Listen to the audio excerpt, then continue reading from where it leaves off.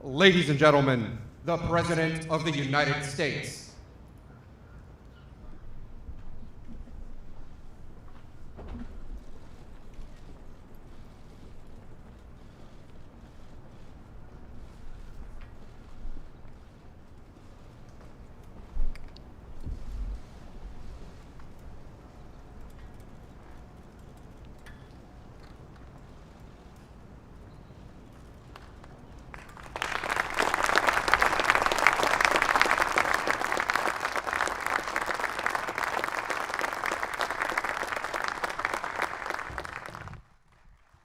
Thank you very much, please.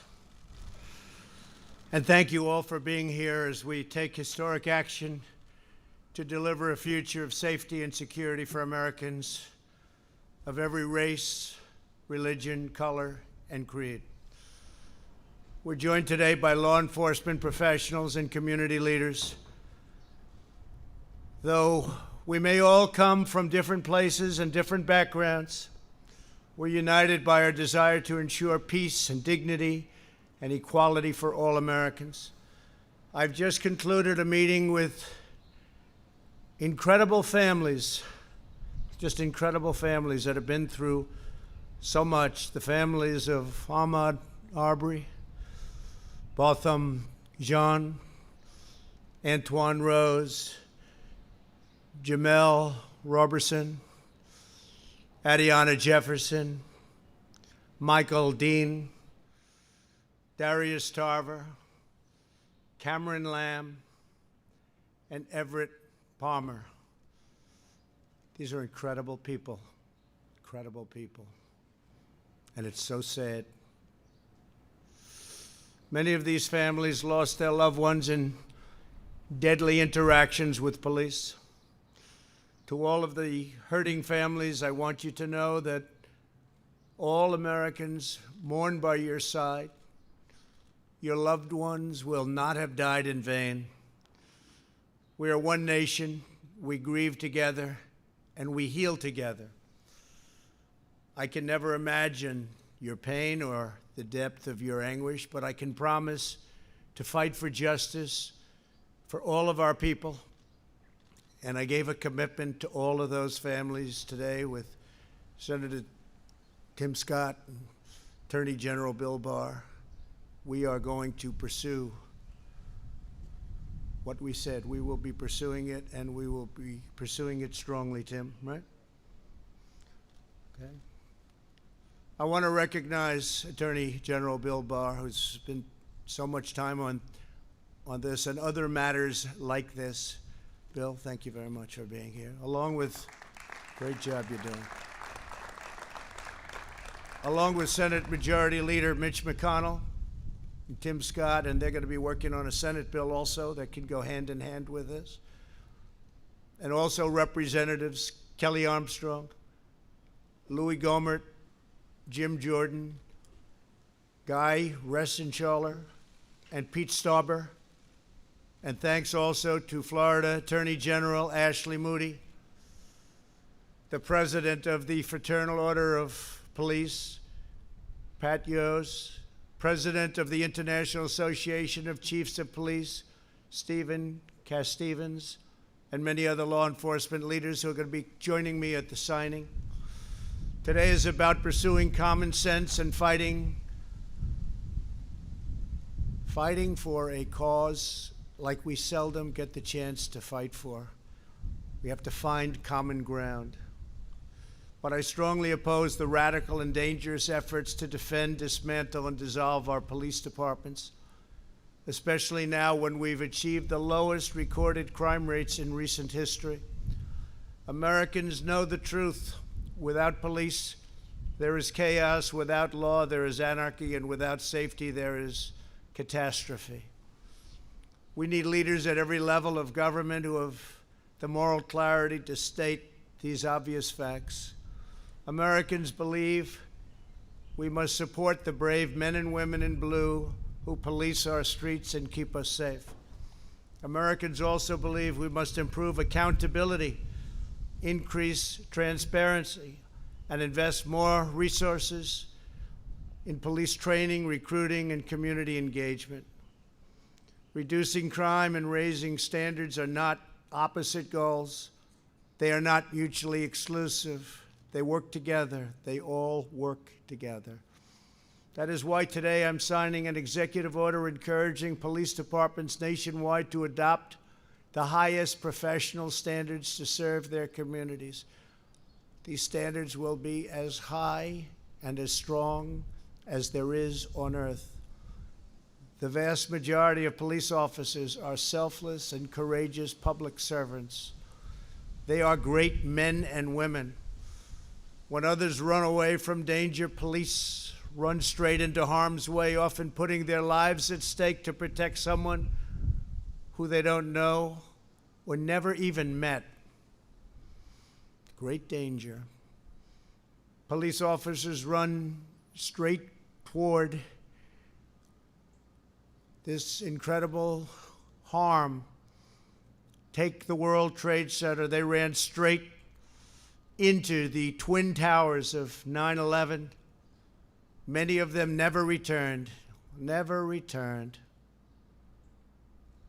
Vast numbers of New York's finest never returned.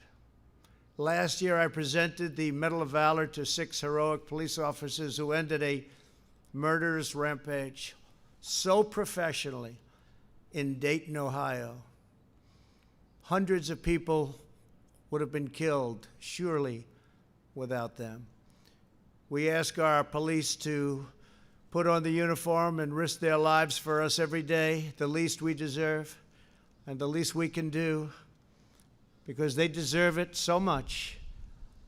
They have to get our gratitude, and we have to give them great respect for what they do. For the job is one of the most dangerous jobs on earth, one of the most difficult jobs on earth. Last year alone, 89 law enforcement officers were killed in the line of duty. In recent days, 2 members of law enforcement were killed amid riots and looting, and hundreds of police officers were injured just recently. One officer was shot in the head and is now laying in a hospital, almost totally paralyzed. Despite our very good record on crime, law and order must be further restored nationwide, and your federal government is ready, willing, and able to help, as we did in Minneapolis after it got out of control for 4 days. We sent in representatives, commonly known as the National Guard, and it was all put down very quickly. We're willing to help. We're willing to help in Seattle. We're willing to help anywhere you want, and we'll be there very quickly. It won't take long.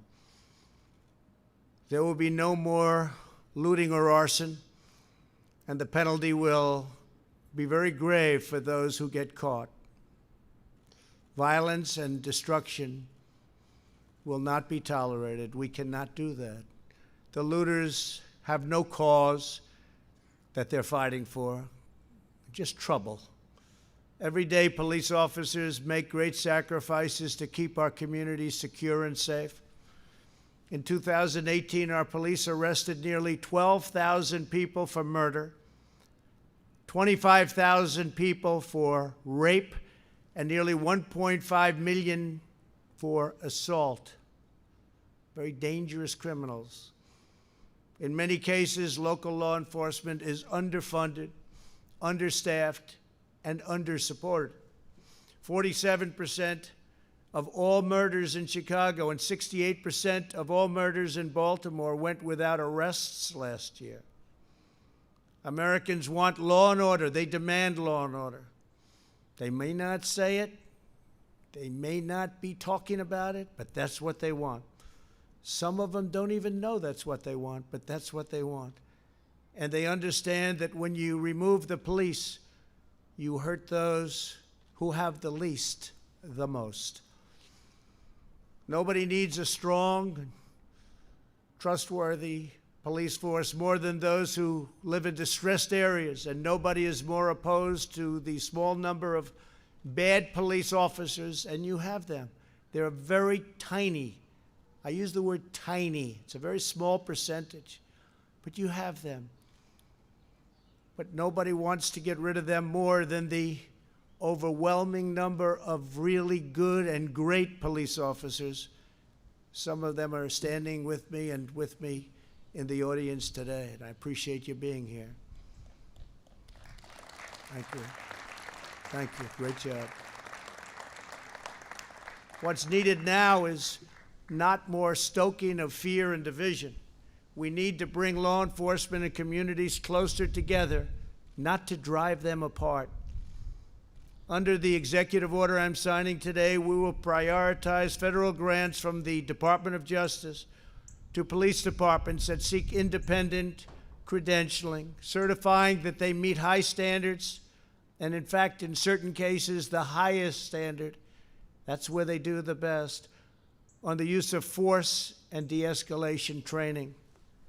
For example, many believe that proper training might have prevented the tragic deaths of Antoine Rose and Botham Jean. As part of this new credentialing process, chokeholds will be banned, except if an officer's life is at risk. And I will say we've dealt with all of the various departments, and everybody said, it's time. We have to do it. Additionally, we're looking at new advanced and powerful, less lethal weapons to help prevent deadly interactions. New devices are being developed all the time, and we're looking at the best of them. And cost is no object, no object. Under this executive order, departments will also need a share of information about credible abuses so that officers with significant issues do not simply move from one police department to the next. That's a problem. And the heads of our police department said, whatever you can do about that, please let us know. We're letting you know. We're doing a lot about it. In addition, my order will direct federal funding to support officers in dealing with homeless individuals and those who have mental illness and substance abuse problems. We will provide more resources for co-responders, such as social workers who can help officers manage these complex encounters. And this is what they've studied and worked on all their lives. They understand how to do it. We're going to get the best of them put in our police departments and working with our police.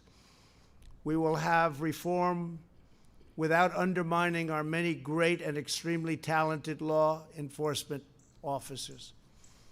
President Obama and Vice President Biden never even tried to fix this during their 8-year period. The reason they didn't try is because they had no idea how to do it. And it is a complex situation. Beyond the steps we are taking today, I am committed to working with Congress on additional measures.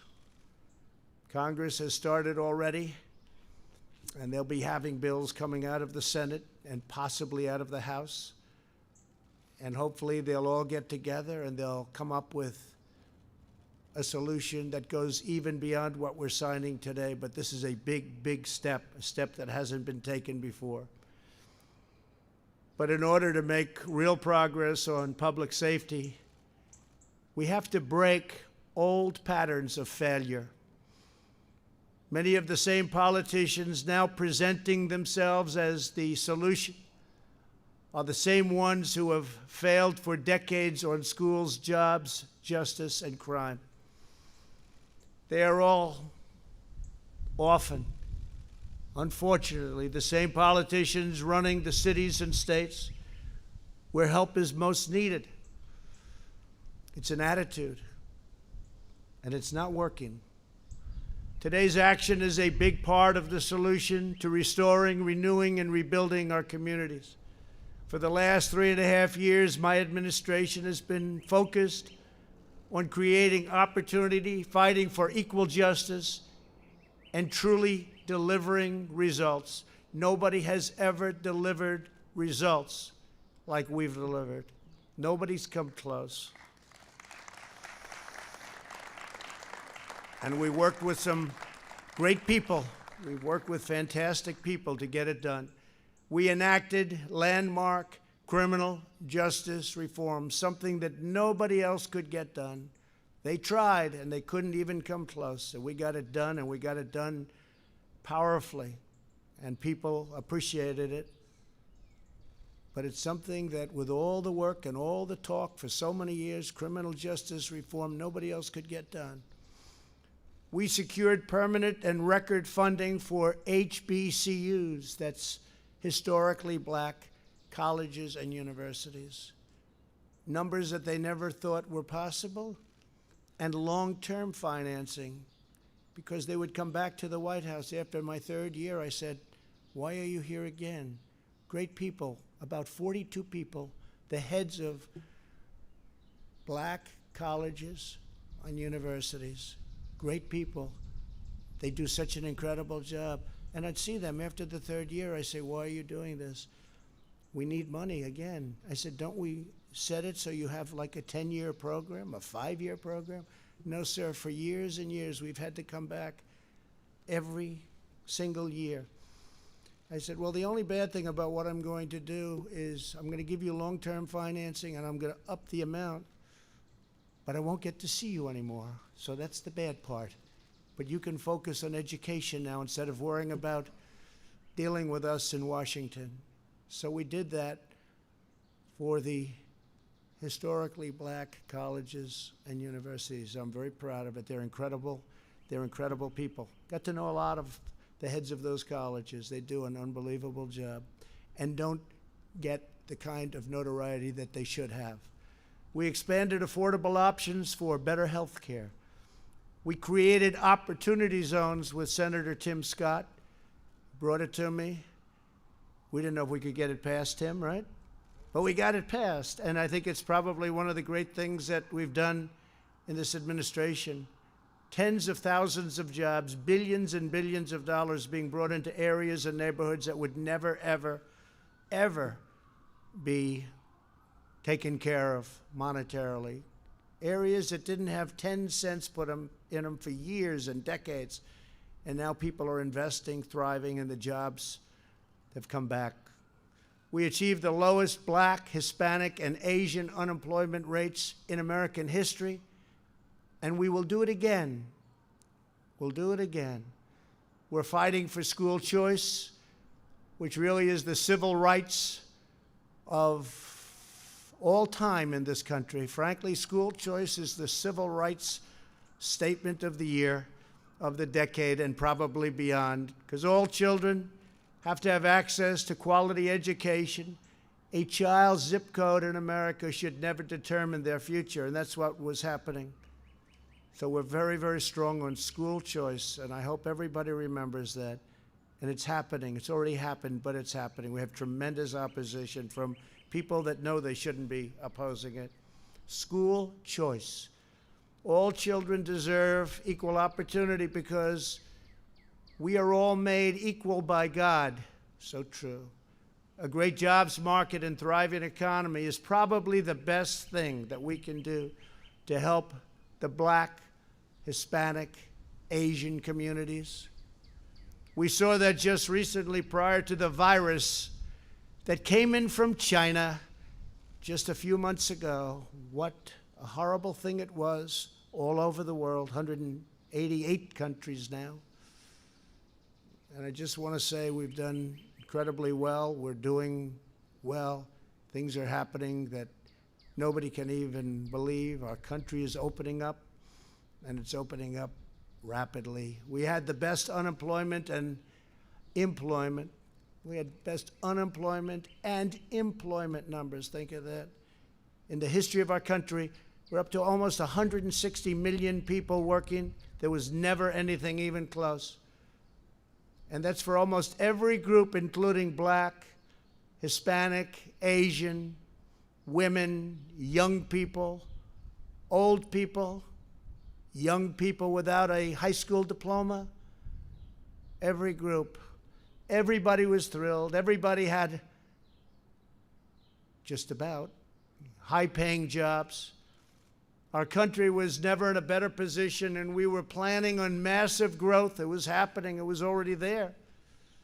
including big salary increases, which were already taking place for the last 2.5 years. Big increases, record increases. Nobody's seen anything like it.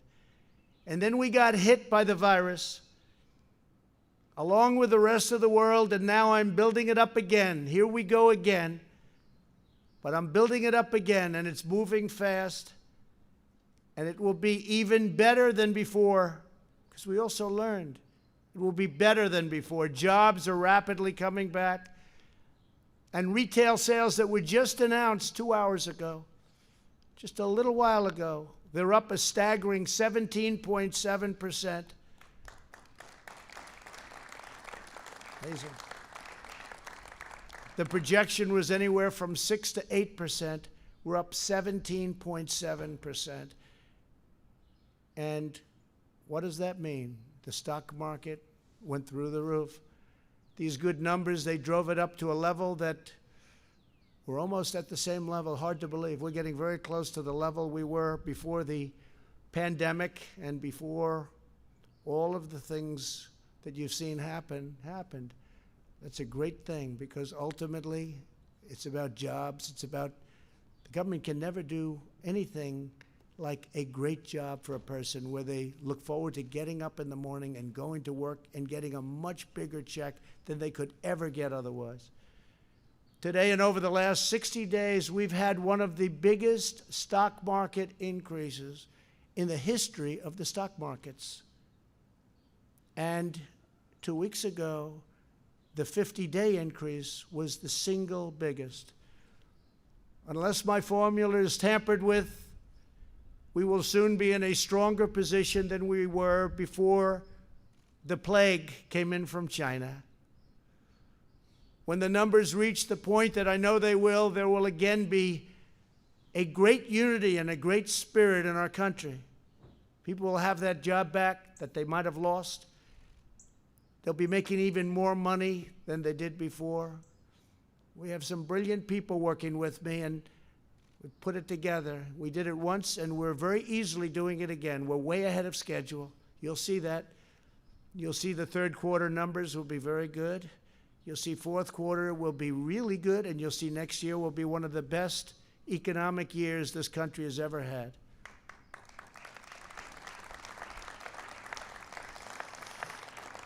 And it's all happening very quickly, way ahead of schedule, and I think you'll see that. People can't even believe what they're looking at. But on top of all of that, before the end of the year, I predict we will have a very successful vaccine, therapeutic, and cure. We're making tremendous progress. I deal with these incredible scientists, doctors, very closely. I have great respect for their minds. And they have come up with things, and they've come up with many other cures and therapeutics over the years. These are the people, the best, the smartest, the most brilliant anywhere. And they've come up with the AIDS vaccine. They've come up with, or the AIDS, and as you know, there's various things, and now various companies are involved. But the therapeutic for AIDS was a death sentence. And now people live a life with a pill. It's an incredible thing. The Ebola vaccine and others, these are the people that have done it, or these are the people that have been around it, and they're all competing. It's an incredible thing. All of these brilliant firms, labs, companies are competing, and I will tell you, we're very far advanced. We've already started tests and trials. So I think we're going to have a very good answer to that very soon. I always say, even without it, it goes away. But if we had the vaccine, and we will, if we had therapeutic or cure, one thing sort of blends into the other, it will be a fantastic day. And I think that's going to happen, and it's going to happen very soon. Americans can achieve anything when we work together as one national family. To go forward, we must seek cooperation, not confrontation. We must build upon our heritage, not tear it down. And we must cherish the principles of America's founding as we strive to deliver safe, beautiful, elegant justice and liberty for all. I'd like now to invite our great friends, because they are our great friends from law enforcement, the officers representing their groups, to come up as I sign a very important executive order. And we're asking Mitch and Tim and all of the people that are here from Congress to go back and see if they can get something done. I see Louis and Jim Jordan. We're all here. A lot of our representatives from Congress and the Senate. If they can go back and add to what we're signing today, it'll be a big moment. It'll be a big moment. But this is a tremendous step. This is a step that could have been taken years ago, but people chose not to do that. And that was, in my opinion, a big mistake. Could have solved a lot of the problems that we have now. So if I could, law enforcement, if you could come forward. We've had the, please come up. We've had the endorsement of the Federal Law Enforcement Officers Association, the Fraternal Order of Police, International Association of Chiefs of Police, International Union of Police Associations, Major County Sheriffs of America Association, National Association of Police Organizations, National District Attorneys Association, National Sheriffs Association, Sergeants Benevolent Association, and many others. They've worked on this with me and my team. Have been fantastic. I want to thank my team. What a team it is. And we've taken very much into mind what they are saying, because these are the people that keep us safe, and they've done an incredible job. Thank you all very much. Thank you.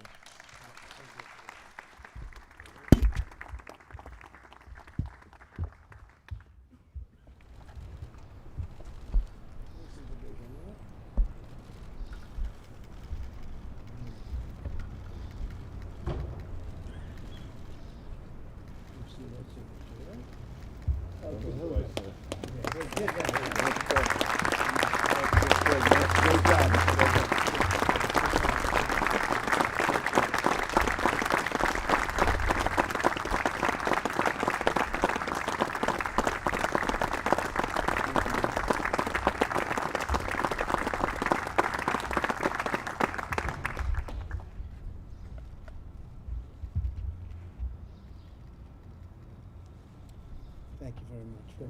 Thank you.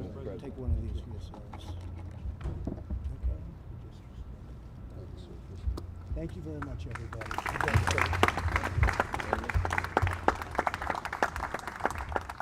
Thank you very much. Thank you.